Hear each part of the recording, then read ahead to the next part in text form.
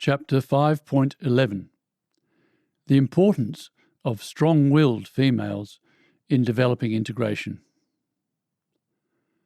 The following extract from the 1995 National Geographic documentary The New Chimpanzees provides a good example of the important role a strong matriarchy plays in the maintenance of cooperative, integrative behaviour. To quote from the narration, "An impressively stern bonobo female enters and snaps a young sapling. Once she picks herself up, she does something that would be entirely surprising for a female chimp. She displays. The female is shown assertively dragging the sapling through the group. And the males give her sway. A male is shown cowering out of her way. For this is the confident stride of the group's leader, its alpha female, whom Takayoshi Kano has named Halu." While this example is specific to bonobos, those who have studied primates will typically tell you of the presence in their study group of an extraordinarily self-assured, secure in self and strong-willed female. This is because all primates are trying to develop the nurturing of integrativeness, but only our ape ancestors and the bonobos have had the right conditions to actually achieve it. During a trip to Kenya in 1992, my partner Annie Williams and I were invited to visit the anthropologist Shirley Strum's Pump House Gang study troupe of bonobos, which had been made famous through numerous articles in National Geographic magazine. During our visit, I noticed that Strum kept on her desk the skull of a baboon named Peggy. Displaying a skull is a bit macabre, but Strum said she did so in memory of Peggy, who was an extraordinarily confident, strong-willed, authoritative, charismatic individual who successfully led the Pump House Gang for many years. As Strum has written in her 1987 book, Almost Human, A Journey into the World of Baboons, she, Peggy, was the highest-ranking female in the troupe, and her presence often turned the tide in favour of the animal she sponsored. While every adult male outranked her by sheer size and physical strength, she exerted considerable social pressure on each member of the troupe. Her family also outranked all the others. Another reason for the contentment in this particular family was Peggy's personality. She was a strong, calm, social animal, self-assured yet not pushy, forceful yet not tyrannical. Here in the book, above paragraph 446, appears a series of photos from the author's 1992 visit to Africa. Left to right, the author with Dr. Shirley Strum's Chololo Ranch Baboon Project Study Group in Kenya, with Dr. Suzanne Albildgaard and young chimpanzee at Jane Goodall's Chimpanzee Rehabilitation Centre in Burundi, and with the Susa Mountain Gorilla Study Group in Rwanda.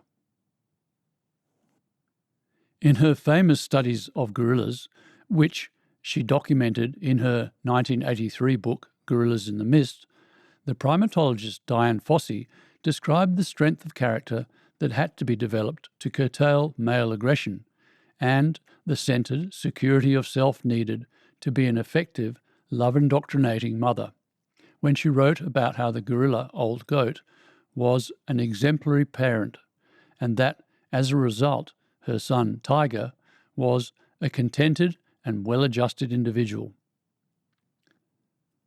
While gorillas have not been able to develop love indoctrination to the same degree as bonobos, seemingly because they have lacked the necessary ideal nursery conditions, denial-free, honest studies of their behaviour, notably Fossey's, have revealed the strong correlation between nurturing and integrativeness that is the love indoctrination process. The following extracts from Gorillas in the Mist reveal more about old goat's nurturing of Tiger.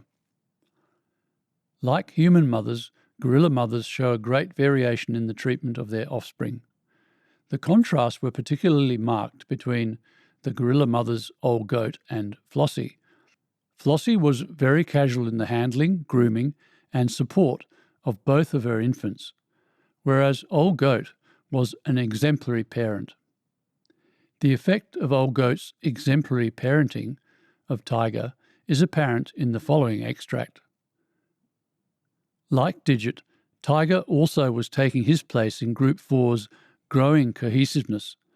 By the age of 5, Tiger was surrounded by playmates his own age, a loving mother, and a protective group leader. He was a contented and well-adjusted individual whose zest for living was almost contagious for the other animals of his group. His sense of well-being was often expressed by a characteristic facial grimace. The growing cohesiveness, developing integration, brought about by loving mothers and a protective group leader is love indoctrination. Incidentally, with regard to the protective group leaders, namely the male silverback gorillas, their large size is not only due to having to compete for dominance, but also reflects that while bonobos depend on the safety of trees for a secure, threat-free environment, gorillas evidently selected for physical size and great strength, particularly in the males, to protect their groups from external predatory threats. As the anthropologist Adolf H. Schultz noted in his 1969 book, The Life of Primates, the adult male gorilla is a remarkably peaceful creature, using its incredible strength merely in self-defense. Fossey's account of the love-indoctrinated tiger later in life illustrates how nurtured love is critical in producing and maintaining the integrated group, as well as the extreme fragility of the love indoctrination process and how any disruption to it would result in a regression back to the competitive, each for his own, opportunistic, divisive, animal-conditioned existence.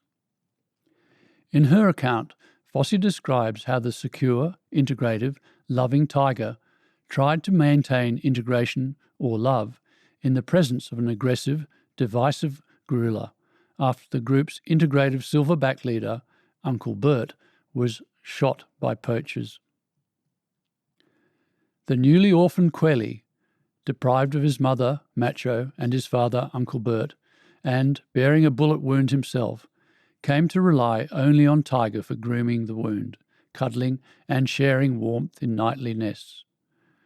Wearing concerned facial expressions, Tiger stayed near the 3-year-old, responding to his cries with comforting belch vocalizations. As Group 4's new young leader, Tiger regulated the animal's feeding and travel pace whenever Quelly fell behind. Despondency alone seemed to pose the most critical threat to Quelly's survival during August 1978. Beats Me was a significant menace to what remained of Group 4's solidarity. The immigrant, approximately 2 years older than Tiger and finding himself the oldest male within the group, led by a younger animal, quickly developed an unruly desire to dominate. Although still sexually immature, Beats Me took advantage of his age and size to begin severely tormenting old Flossie 3 days after Uncle Bert's death. Beats Me's aggression was particularly threatening to Uncle Bert's last offspring, Frito, son of Flossie. By killing Frito, Beats Me would be destroying an infant sired by a competitor, and Flossie would again become fertile. Neither young tiger nor the aging female was any match against Beats Me. 22 days after Uncle Bert's killing, Beats Me succeeded in killing 54-day-old Frito, even with the unfailing efforts of Tiger and the other Group 4 members to defend the mother and infant. Frito's death provided more evidence, however indirect, of the devastation poachers create by killing the leader of a gorilla group. 2 days after Frito's death, Flossie was observed soliciting copulation from Beats Me, not for sexual or even reproductive reasons. She had not yet returned to cyclicity, and Beats Me still was sexually immature. Undoubtedly, her invitations were conciliatory measures aimed at reducing his continuing physical harassment. I found myself strongly disliking Beatsme as I watched his discord destroy what remained of all that Uncle Bert had succeeded in creating and defending over the past 10 years. I also became increasingly concerned about Quelly, who had been, only a few months previously, Group 4's most vivacious and frolicsome infant. The 3-year-old's lethargy and depression were increasing daily, even though Tiger tried to be both mother and father to the orphan. 3 months following his gunshot wound and the loss of both parents, Quelly gave up the will to survive. It was difficult to think of Beatsme as an integral member of Group 4 because of his continual abuse of the others in futile efforts to establish domination, particularly over the indomitable Tiger. Tiger helped maintain cohesiveness by mothering Titus and subduing Beatsme's rowdiness. Because of Tiger's influence and the immaturity of all 3 males, they remained together. It is very clear from this account how very easily any disruption to the love indoctrination process can cause a regression to the competitive, opportunistic, each for his own, pre-love indoctrination, animal condition situation. And thus how utterly incredible it is that the bonobos have been able to overcome the agony of the animal condition and be as free as they are from the tyranny of the selfish gene-based natural selection process.